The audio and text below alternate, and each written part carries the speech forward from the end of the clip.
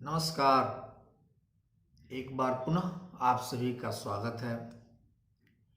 आज बहुत ही महत्वपूर्ण विषयों में से एक नपुंसक योग के बारे में मैं आप लोगों को कुछ बताने जा रहा हूँ। मित्रों, नपुंसक एक ऐसा योग है जिसको जब भी हम लोग देखते हैं कुंडली मिलान के टाइम में लोग ध्यान नहीं देते हैं, जबकि कुंडली मिलान के टाइम में इस योग को निश्चित रूप से देख लेना चाहिए, क्योंकि ये समझें कि व्यक्ति के जीवन में सब कुछ मिलने के बावजूद अगर जीवन में उसे कोई संतान प्राप्ति न हो सके या दाम्पत्य सुख न दे सके तो फिर उसकी जीवन बेकार हो जाती है। इसलिए आज हम लोग नपुंसक योग के बारे में जानेंगे। इतना तो जानते हैं हम लोग कि शुक्र दाम्पत्य जीवन के सबसे महत्वपूर्ण ग्रहों में से एक है। व्यक्ति के अगर दाम्पत्य जीवन या संतान के बारे में जानना है तो शुक्र को जानना जरूरी होगा। शुक्र और मंगल रज हैं, तो मंगल रज तो दोनों को देखना जरूरी होगा। अब हम लोग में सब्जेक्ट पर आने से पहले मैं आप लोग से आग्रह करूंगा कि आप लोग मेरे इस कुंडली क्या है चैनल को निश्चित रूप से अगर सब्सक्राइब नहीं किए हो तो सब्सक्राइब कर दें। कुंडली इस विषय को आप अंत तक देखेंगे तो बहुत ही महत्वपूर्ण विषय है और आपको एक ज्ञानवर्धक विषय है। आप कुंडली के विषय में जानते हो नहीं जानते हो, अगर इस वीडियो को देखते हैं तो आप कुंडली के बारे में जानेंगे, ये मेरा विश्वास है। इसलिए मैं आपसे आग्रह करूंगा कि कुंडली इस चैनल को मेरे अंत तक देखें। देखिए, शुक्र कुंडली में किसी भी घर में बैठा हो, शुक्र कुंडली के किसी भी घर में बैठा हो और उसे कहीं से भी शनि, मंगल और राहु देख रहे हो तो ये बन जाएगा नपुंसक योग, बशर्ते शुक्र के डिग्री को भी देखना जरूरी होगा। अगर शुक्र की डिग्री 0 डिग्री है, 1 से 2 डिग्री है, माने बाल्य अवस्था में शुक्र है या वृद्धावस्था में हो 28, 29, 30 तक, तो 100% यह नपुंसक योग लागू होता है। अगर शुक्र की डिग्री 15, 16 माने 10 डिग्री से 15 डिग्री के बीच है, 12 से 18 के बीच, तो ये उस योग में यह योग कारगर तो होगा, लेकिन यह है कि 100% कारगर नहीं हो सकता है। हो सकता है कि दाम्पत्य जो संतान सुख है उसमें कुछ दिक्कतें आवे, लेकिन अगर डिग्री कमजोर है और लग्न कमजोर है तो समझिए कि यह नपुंसक योग लागू होगा। अब शुक्रदेव को मंगल, शनि, राहु देख लें तो यह नपुंसक क्यों होता है? ये तो सिंपल सी बात है। शुक्र शुक्राणु मनुष्य के जो वीर्य है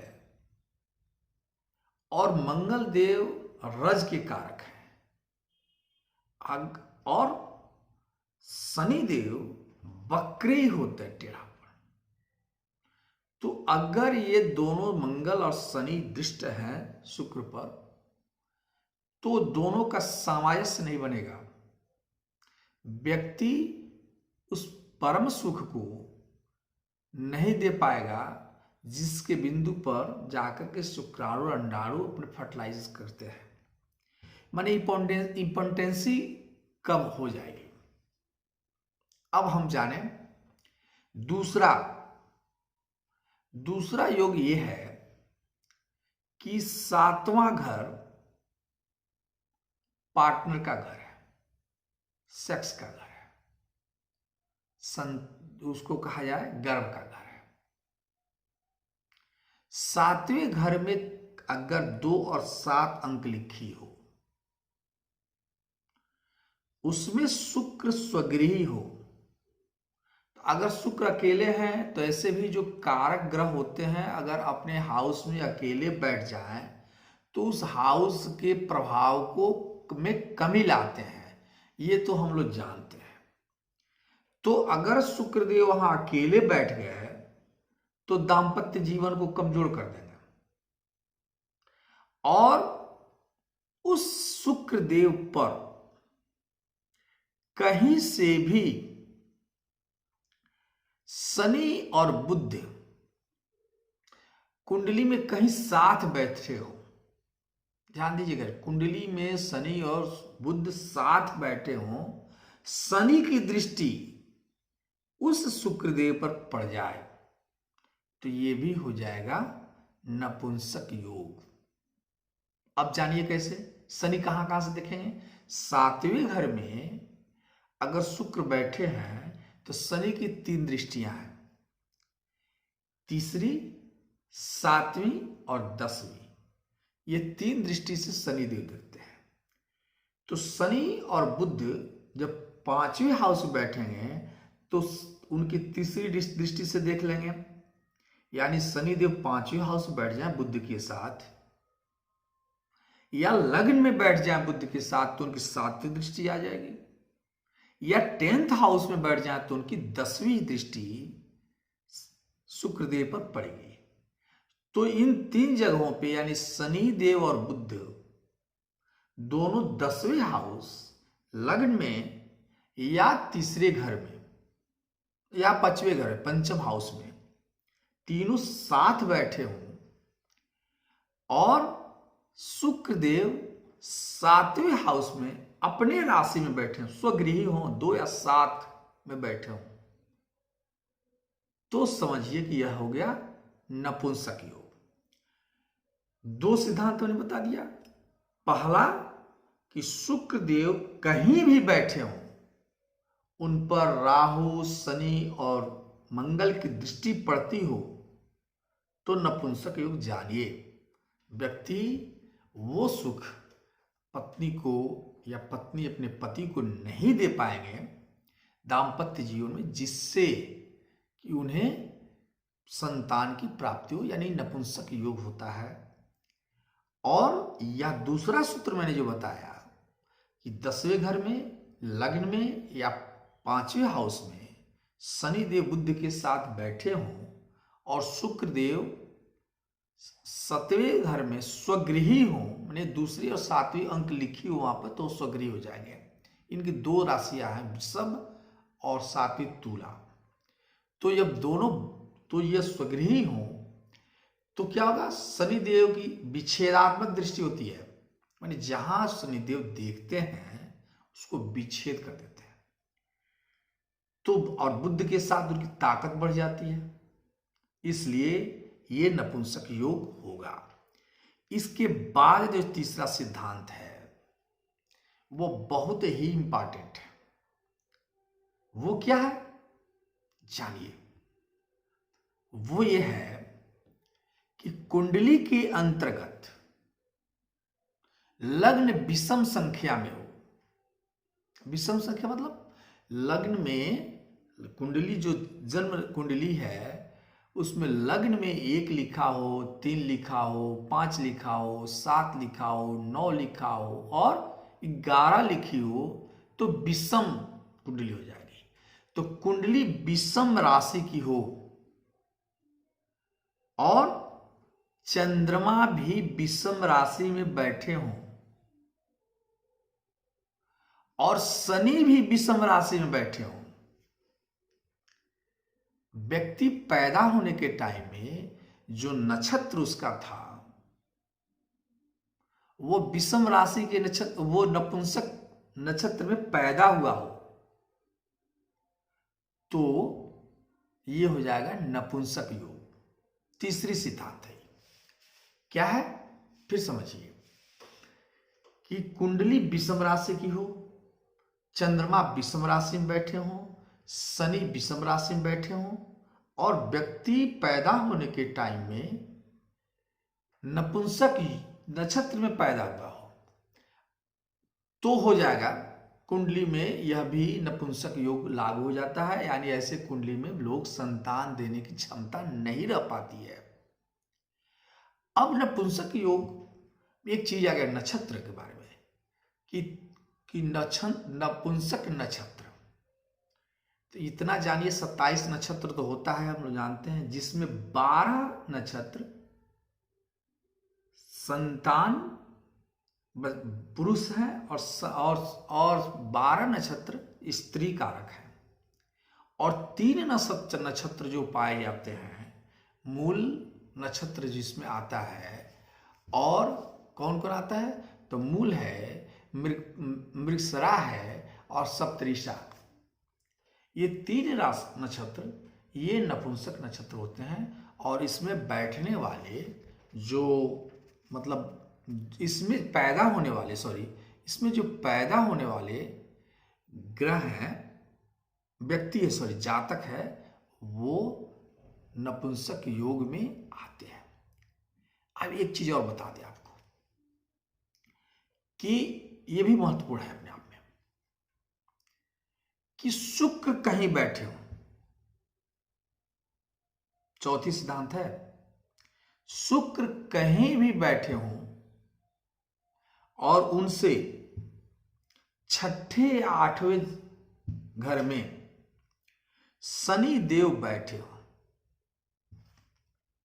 अब समझ लीजिए, शुक्र कहीं भी हो, शुक्र से काउंटिंग करें, शनि देव 6ठे 8वें हाउस में हो तो समझिए कि नपुंसक योग वहां भी 50% होगा। यानी ऐसे व्यक्ति दाम्पत्य सुख नहीं दे पाते हैं, दाम्पत्य सुख में उनकी परेशानियां होती हैं। और इसके बाद एक जो इम्पोर्टेंट चैप्टर है, हम 5वीं जो नपुंसक योग के बारे में बताने जा रहे हैं, वो जो है बस एक चीज और जान लें कि 7वीं हाउस में शुक्र देव